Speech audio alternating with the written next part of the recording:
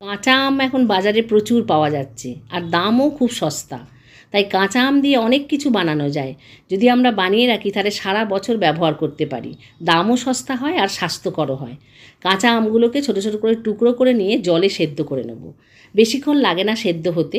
তারপর সেদ্ধ করার পর যে জলটা বেরোবে সেটা আমি এখানে ব্যবহার করব না।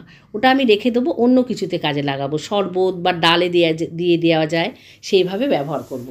তারপর আমটা, যে সেদ্ধ করা আমটা থেকে কাঠটাকে বের করে নেব। এইভাবে খুন্তি বা হাতা যা কিছুর সাহায্যে আপনি চেপে চেপে কাঠটা বের করে নিতে পারবেন, এরকম একটা চালনি দিয়ে। তারপর কাঠটা বেরিয়ে গেলে, গরম গরম আছে তো একটু সাবধানে কাজটা করবেন। তারপর একটা কড়ার মধ্যে নিয়ে নেব। এরকম জ্যাম জেলি আপনি যদি সারা বছর বানিয়ে রাখেন তাহলে রুটি পাউরুটি দিয়ে, বাচ্চারা তো খুবই ভালোবাসে আর আমরা কিনেও আনি বাজার থেকে ওদের খাওয়ানোর জন্য। তাই কিনে না নিয়ে এসে খুব সহজে কম খরচায় এরকমভাবে বাড়িতেই বানিয়ে নিন। এই যে চিনিটা দিলাম, চিনিটা কিন্তু আমি এখানে কোনো মাপ বললাম না, কারণ সব আম একরকম টক হয় না।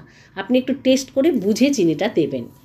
একটুখানি টকটা কমে গেছে যেহেতু আমি জলটা একটু ফেলে দিয়েছি, তার জন্য। তারপর চিনিটাকেও ভালো করে কিছুক্ষণ নাড়ালেই এটা গলে যাবে।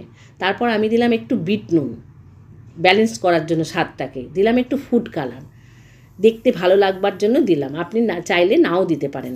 আর 1 টেবিল চামচ দিলাম ভিনিগার, যাতে এটা সারা বছর ঠিক থাকে। এইরকম ঘনত্ব হলে গ্যাসের ফ্লেম অফ করে দিন। তারপর একেবারে ঠান্ডা হয়ে গেলে দেখুন কতটা ঘন হয়ে গেছে। এবার একটা শুকনো শিশিতে ভরে রেখে দিন, সারা বছর ধরে ব্যবহার করুন। খুব ভালো হয় এটা।